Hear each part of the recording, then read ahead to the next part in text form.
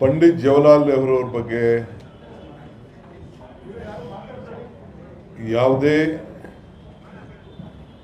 ರಾಷ್ಟ್ರದ ನಾಯಕರುಗಳು ಮಾತಾಡೋದು ಶುರು ಮಾಡಿದ್ರೆ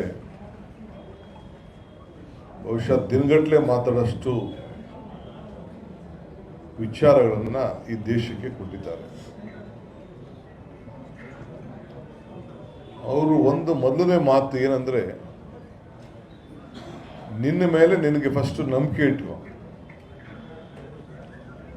ಆಮೇಲೆ ಎಲ್ಲ ಕೂಡ ತಾನಾಗೆ ತಾನು ಮುಂದುವರಿಸ್ಕೊಂಡು ಹೋಗ್ತದೆ ಅನ್ನೋ ಒಂದು ಮಾತು. ಸೊ ಇಡೀ ನಿನ್ನ ದೇಶ ಜನ, ನಿನ್ನ ನಂಬಿರುವಂಥ ಜನ ಎಲ್ಲ ಕೂಡ ನಿನ್ನ ಜೊತೆಯಲ್ಲಿ ಗುರ್ತಿಸ್ಕೊಳ್ತಾರೆ ಅನ್ನೋದನ್ನ ಅವರ ಮೊದಲನೇ ಮಾತು. ಗಡಿಯಾರ ನೋಡ್ಬಿಟ್ಟು ಟೈಮ್ ಲೆಕ್ಕ ಹಾಕಕ್ಕೆ ಹೋಗಬೇಡ. ನಿನಗೆ ಸಿಕ್ಕಿದ್ದಂಥ ಸಮಯದಲ್ಲಿ ನೀನು ಏನು ಸಾಧನೆ ಮಾಡಿದ್ಯಾ ಅನ್ನೋದು ಬಹಳ ಮುಖ್ಯ. ಅದನ್ನ ಲೆಕ್ಕ ಹಾಕು ನೀನು ನಿನ್ನ ಗಡಿಯಾರಕ್ಕಿನ್ನ ಅಂತ ಹೇಳಿ ನೆಹರೂರವರ ಪ್ರಾರಂಭ. ಅವರು ಇತಿಹಾಸ, ಕಾಂಗ್ರೆಸ್ ಪಕ್ಷ, ಅವರ ಶ್ರೀಮಂತಿಕೆ, ಅವರ ಕುಟುಂಬ ಎಲ್ಲ ನಾವೆಲ್ಲ ಲೆಕ್ಕಾಚಾರ ಹಾಕ್ಕೊಂಡ್ರೆ, ನಾನು ಮೊನ್ನೆ ಪ್ರಯಾಗ್ ಹೋದಾಗ ಕೂಡ ನಾನು ನೋಡಿದೆ,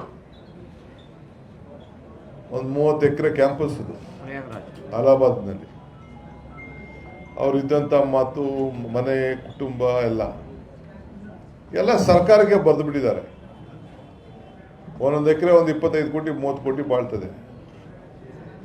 ಆ ಒಂದು ದೊಡ್ಡ ಸರ್ಕಾರದ ಒಂದು ಆಸ್ತಿಯಾಗಿ ಇವತ್ತು ಉಳ್ಕೊಂಡಿದೆ. ದೆಹಲಿಯಲ್ಲಿದ್ದಂಥ ಅವರ ಆಸ್ತಿಗಳು ಇವೆಲ್ಲ ಕೂಡ ಅವರ ಸ್ವಂತಕ್ಕೇನು, ನನ್ನ ಎಲ್ಲ ಆಸ್ತಿ ಎಲ್ಲ ನನ್ನ ದೇಶದ್ದು ಅನ್ನೋದು ಲೆಕ್ಕಾಚಾರ ಇಟ್ಕೊಂಡಿದ್ದಂಥ ಒಂದು ದೊಡ್ಡ ಕುಟುಂಬ. ಇವತ್ತು ಅವ್ರ ಮೇಲೆ ಬೇಕಾದಷ್ಟು ಕೇಸ್ಗಳೆಲ್ಲ ಕುಟುಂಬದ ಮೇಲೆ ಹಾಕ್ಲಿಕ್ಕೆ ಬಿಜೆಪಿಯವರು ಬಹಳ ದೊಡ್ಡ ಪ್ರಯತ್ನ ಮಾಡಿಬಿಟ್ಟಿದ್ದಾರೆ. ಇಲ್ಲಿ ಅದನ್ನ ಎದುರಿಸ್ತಾರೆ. ಆದರೆ ನೆಹರು ಇಲ್ಲದೆ ಈ ದೇಶ ಇಲ್ಲ ಅನ್ನೋ ಒಂದು ಮಾತು ಕೂಡ ಹಿಂದೆ ದೊಡ್ಡ ಚರ್ಚೆ ನಡೆದಿದ್ದನ್ನು ನಾವೆಲ್ಲ ನೋಡಿದ್ದೇವೆ.